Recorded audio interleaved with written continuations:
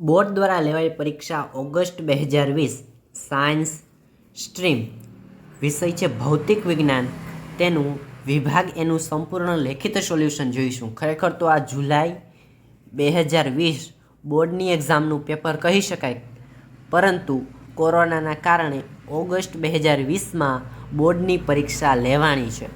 તો જુલાઈ 2020 અથવા તો ઓગસ્ટ 2020 બોર્ડના પેપરનું સંપૂર્ણ લેખિત સોલ્યુશન આ વિડીયોમાં આપણે જોઈશું, જે તમારી આવનારી બધી જ એક્ઝામમાં ખૂબ જ ઉપયોગી સાબિત થશે. અને ટૂંક જ સમયમાં માર્ચ 2020 તમામ પેપરનું સોલ્યુશન અપલોડ કરવામાં આવશે. તો વિભાગ એ, તો વિભાગ એમાં પહેલો ક્વેશ્ચન હતો કે 2 × 10⁻7 કુલમ અને 3 × 10⁻7 કુલમ વિદ્યુત ભાર ધરાવતા અને એકબીજાથી 30 સેન્ટીમીટર અંતરે રહેલા બે વિદ્યુત ભારિત ગોળાઓ વચ્ચે કેટલું બળ લાગશે તે શોધો. તો સૌથી પહેલાં તમારે માહિતી લખ નાખવાની. માહિતીનો અડધો માર્ક્સ હોય છે. તો શું આપેલ છે? બે વિદ્યુત ભાર આપેલ છે. ધારો કે Q1 અને Q2 કહી દઈએ તો Q1 આપેલ છે આટલા, Q2 આપેલ છે આટલા. બંને વચ્ચેનું અંતરને આપણે R કહી દઈએ તો R છે 30 સેન્ટીમીટર, એને આપણે મીટરમાં કન્વર્ટ કરીએ તો 0.3 મીટર. ને આપણે બળ શોધવાનું છે. તો F = ક્વેશ્ચન માર્ક, જે ન્યૂટનમાં આપણને મળશે. તો સિમ્પલ સૂત્ર મેળવવાનું છે, F = K Q1 Q2/R². તમને સૂત્રનો અડધો માર્ક્સ મળશે. પછી બધી કિંમત મૂકી દેવાની. કેની વેલ્યુ તો બધાને ખબર જ છે કે 9 × 10⁹. Q1 અને Q2 રકમમાં આપેલ છે, R બી રકમમાં આપેલ છે, એનો વર્ગ કરી નાખવાનો એટલે 0.3 × 0.3. પછી સિમ્પલ કેલ્ક્યુલેટરમાં ગણતરી કરીએ તો જવાબ મળશે F = 600 × 10⁻5 ન્યૂટન. સિમ્પલ કેલ્ક્યુલેશન કરીએ તો F મળશે 6 × 10⁻3 ન્યૂટન. અને એમાં પ્રશ્નમાં પાછું એવું પૂછ્યું છે કે કેવું બળ લાગશે, કેટલું અને કેવું બળ લાગશે. તો કેવું બળ લાગશે એનું બી અડધો માર્ક્સ છે. તો આપણને અપાકર્ષણ બળ લાગશે, કારણ કે આ પ્લસ આવ્યા છે એટલા માટે. પછીનો ક્વેશ્ચન છે પ્રશ્ન નંબર 2. આ બી ઘણી વખત પૂછાયેલો છે, 3 થી 4 વખત, અને ઓગસ્ટ 2000 બોર્ડની એક્ઝામમાં પૂછાઈ ગયો કે વિદ્યુત ક્ષેત્ર રેખાની કોઈ પણ 4 અગત્યની લાક્ષણિકતા લખો. મોસ્ટ ઇમ્પોર્ટન્ટ, ઘણી વખત પૂછાયેલો છે. ઓગસ્ટ 2020ની બોર્ડની એક્ઝામમાં પૂછાઈ ગયો અને આવનારી એક્ઝામમાં બી પૂછાઈ શકે છે. તો પહેલું, ક્ષેત્ર રેખાઓ ધન વિદ્યુત ભારથી શરૂ થઈ અને ઋણ વિદ્યુત ભારે અંત પામે છે. ક્ષેત્ર રેખાઓ ધન વિદ્યુત ભારથી શરૂ થઈ અને ઋણ વિદ્યુત ભારમાં અંત પામે છે. વિદ્યુત ભાર વિહીન વિસ્તારમાં વિદ્યુત ક્ષેત્ર રેખાઓ વચ્ચે તૂટ્યા વિના સતત વક્રો તરીકે લઈ શકાય. વિદ્યુત ભાર વિહીન વિસ્તારમાં વિદ્યુત ક્ષેત્ર રેખાઓ વચ્ચે તૂટ્યા વિના સતત વક્રો તરીકે લઈ શકાય. ટૂંકમાં વી સિમ્પલ ટ્રીક કહું તો વી મોટા ભાગમાં વ એવું જ આવે છે શબ્દમાં. વિદ્યુત ભાર વિહીન વિસ્તારમાં વિદ્યુત ક્ષેત્ર રેખાઓ વચ્ચે તૂટ્યા વિના સતત વક્રો તરીકે લઈ શકાય. બીજી લાક્ષણિકતા. હવે ત્રીજી લાક્ષણિકતા મોસ્ટ ઇમ્પોર્ટન્ટ છે, MCQમાં બી પૂછાય છે. બે ક્ષેત્ર રેખાઓ કદી એકબીજાને છેદતી નથી. અને ચોથી ક્ષેત્ર રેખાની લાક્ષણિકતા, સ્થિત વિદ્યુત ક્ષેત્ર રેખાઓ કોઈ બંધગાળો રચતી નથી. ઘણી વખત આ ક્ષેત્ર રેખાની લાક્ષણિકતા બોર્ડમાં પૂછાયેલી છે. પછી છે પ્રશ્ન નંબર 3. વિદ્યુત દ્વિધ્રુવી અને ચુંબકીય દ્વિધ્રુવ માટે સામ્યતાના 4 મુદ્દા લખો. તો આપણે તફાવત લખી નાખીએ. વિદ્યુત દ્વિધ્રુવ અને ચુંબકીય દ્વિધ્રુવ, આ પ્રશ્ન મોસ્ટ ઇમ્પોર્ટન્ટ છે, આવનારી એક્ઝામમાં બી પૂછાઈ શકે છે. તો વિદ્યુત દ્વિધ્રુવ માટે આપણે એપ્સાઇલોન લઈએ, જે શૂન્ય અવકાશની પરમિટિવિટી કહેવાય. જ્યારે ચુંબકીય ક્ષેત્રમાં μ0 આવે છે, શૂન્ય અવકાશની પરમિએબિલિટી કહેવામાં આવે છે. વિદ્યુત દ્વિધ્રુવમાં વિદ્યુત ભાર Q હોય, જ્યારે ચુંબકીય દ્વિધ્રુવમાં ચુંબકીય ધ્રુવમાન Qm હોય. વિદ્યુત દ્વિધ્રુવમાં વિદ્યુત ડાયપોલ મોમેન્ટને P કહેવામાં આવે છે, જેનું સૂત્ર છે P = 2A × Q. જ્યારે ચુંબકીય ડાયપોલ મોમેન્ટમાં M = 2L × Qm, જે ચુંબકીય ડાયપોલનું સૂત્ર છે. બીજો તફાવત છે ટોર્ક. ટો P × E હોય, જ્યારે ચુંબકીય દ્વિધ્રુવમાં ટોર્ક M × B હોય.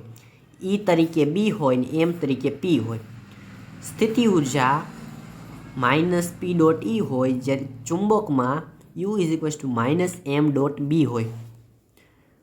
કાર્ય તરીકે બી એવું જ હોય।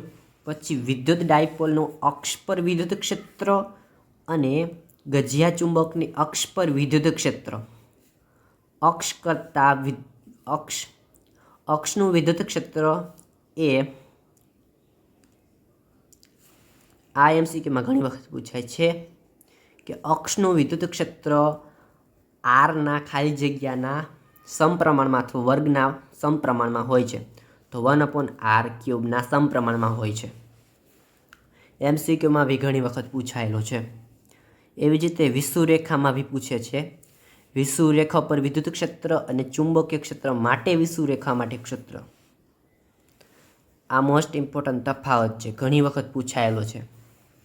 દ્વિધ્રુવ અને ચુંબકત્વનો તફાવત મોસ્ટ ઇમ્પોર્ટન્ટ છે। પછી છે પ્રશ્ન નંબર 3। આની અથવામાં પ્રશ્ન નંબર 3 છે, નિયમિત ચુંબકીય ક્ષેત્રમાં રાખેલા આલ્ફા કોણ બનાવે છે, તો ટોર્કનું સૂત્ર લખી આવર્તકાળનું સૂત્ર મેળવો। આ બી 4 થી 5 વખત પૂછાયેલો ક્વેશ્ચન છે।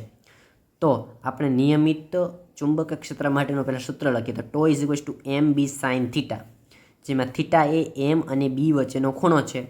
એના બીજો સૂત્ર છે alpha is equals to I, tau is equals to I into alpha. પરિણામ 1 અને 2 ને સરખાવી દઈએ તો tau cancel, M B sine theta is equals to I alpha. એમાં આપણે આલ્ફાને કરતા કરીએ અને પછી સંકલન કરવાનું છે। સંકલન વિકલન ગણિતનો ગણિતનો ઉપયોગ કરીએ તો આપણને ટી મળશે 2π મલ્ટીપ્લાય 2π ઇન્ટુ વર્ગમૂળમાં I/MB। આ ક્વેશ્ચન અગત્યનો છે પણ એક વખત જ પૂછાયેલો છે, એટલે એટલો બધો અગત્યનો ના કહી શકાય, પણ કરવું ખૂબ અગત્યનું છે, કારણ કે આ ઓગસ્ટ 2020ની બોર્ડની એક્ઝામમાં પૂછાયેલો ક્વેશ્ચન છે, અથવા તો જુલાઈ બી કહી શકાય। Most important. પ્રશ્ન નંબર 4 પછી સોલ્યુશન અપલોડ કરવામાં આવશે। આ મોસ્ટ ઇમ્પોર્ટન્ટ છે। પ્રશ્ન નંબર 5 3 વખત પૂછાયેલો ક્વેશ્ચન છે। એક રેડિયો 7.5 મેગાહર્ઝની થી 12 મેગાહર્ઝની વચ્ચે કોઈ રેડિયો સ્ટેશન પર ટ્યુન કરી શકે તો એની અનુનાદની તરંગ લંબાઈનો ગાળો કેટલો હશે? તો ડેટા લખી નાખવાના કે વી મિનિમમ કેટલા આપ્યા છે અને વી મેક્સિમમ કેટલા આપ્યા છે। વી મિનિમમ 7.5 મલ્ટીપ્લાય 10⁶ હર્ઝ અને વી મેક્સિમમ 12 × 10⁶ હર્ઝ। સિમ્પલ સૂત્ર મેળવવાનું, C is equals to lambda V. જ્યારે લેમ્બડા મિનિમમ હોય ત્યારે વી મેક્સિમમ હોય, તો lambda is equals to V by C. જ્યારે લેમ્બડા મિનિમમ હોય ત્યારે સી મેક્સિમમ હોય ને સી મિનિમમ હોય ત્યારે લેમ્બડા મેક્સિમમ હોય। બંને બાજુ ગણતરી કરી નાખવાની, લેમ્બડા મિનિમમ વી મેક્સિમમ, લેમ્બડા મેક્સિમમ વી મિનિમમ, બંનેમાં સૂત્રનો કિંમત મૂકીએ તો આપણને જવાબ મળશે તરંગ લંબાઈનો ગાળો 25 થી 40 મીટરનો હોય છે। સિમ્પલ સૂત્રનો ઉપયોગ કરવાનો છે, C is equals to lambda V. ઘણી વખત બોર્ડમાં આ ક્વેશ્ચન પૂછાયેલો છે। પછીનો ક્વેશ્ચન, આ ક્વેશ્ચન ઘણી વખત 4 માર્ક્સમાં બી પૂછાય છે, ઘણી વખત 2 માર્ક્સમાં બી પૂછાય છે, ઘણી વખત 3 માર્ક્સમાં બી પૂછાય છે કે પ્રિઝમ દ્વારા પ્રકાશનું વક્રીભવન સમજાવી તેનું સૂત્ર delta is equals to I plus E minus એનું સૂત્ર મેળવો। ઘણી વખત પૂછાયેલું છે। તેમાં સિમ્પલ આકૃતિ દોરશો એનો અડધો માર્ક્સ મળશે। ત્રિકોણ દોરવાનું, પછી આપાત કોણ, નિર્ગમન કોણ, આકૃતિ દોર નાખવાની, આકૃતિ પરથી તમારે સૂત્રનું સાબિત કરવાનું છે। તેમાં સિમ્પલ લોજિક છે કે આ બે ખૂણાનો સરવાળો આટલા બરાબર થાય એવું સાબિત કરવાનું છે। તો આકૃતિ પરથી આપણે જોઈ શકીએ છીએ આકૃતિની મદદથી કે કાચના ત્રિપાર્શ્વ પ્રિઝમમાંથી પ્રકાશનું કિરણ પસાર થાય છે। કયા રસ્તે જાય છે? પી ક્યુ આર એસ। આ પી થી ક્યુ, ક્યુ થી આર, આર થી એસ રસ્તે જાય છે। પછી ત્રિકોણ એ બી સીમાં એ બી પર આપાત કોણ આઈ, અને વક્રીભૂત કોણ આર1, આપેલ છે એવી જ રીતે બીસી પર નિર્ગમન કોણ ઈ, આ બીસી સપાટી, એસી સપાટી, એસી છે, એસી સપાટી, આ એસી સપાટી પર નિર્ગમન કોણ ઈ અને આપાત કોણ R2 આપેલ છે અને ડેલ્ટા એ વિચલન કોણ દર્શાવે છે. ડેલ્ટા એ વિચલન કોણ દર્શાવે છે. સિમ્પલ એ ક્યુ એનઆર માટે માપખૂણો ક્યુ માપખૂણો આર બે 90 ડિગ્રી છે. આ ખૂણો અને આ ખૂણો બે 90 ડિગ્રીના છે. બસ સિમ્પલ સૂત્રનો ઉપયોગ જ કરવાનો છે. આ ક્વેશ્ચન 6 થી 7 વખત બોર્ડની એક્ઝામમાં પૂછાયેલો છે, એટલે આ ખાસ કરવાનો.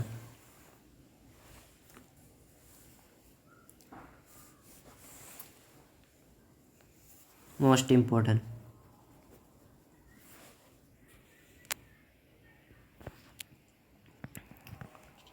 પછી પ્રશ્ન નંબર 7, હાઇગેન્સના સિદ્ધાંતની મદદથી સમતલ તરંગોનું પરાવર્તન સમજાવો.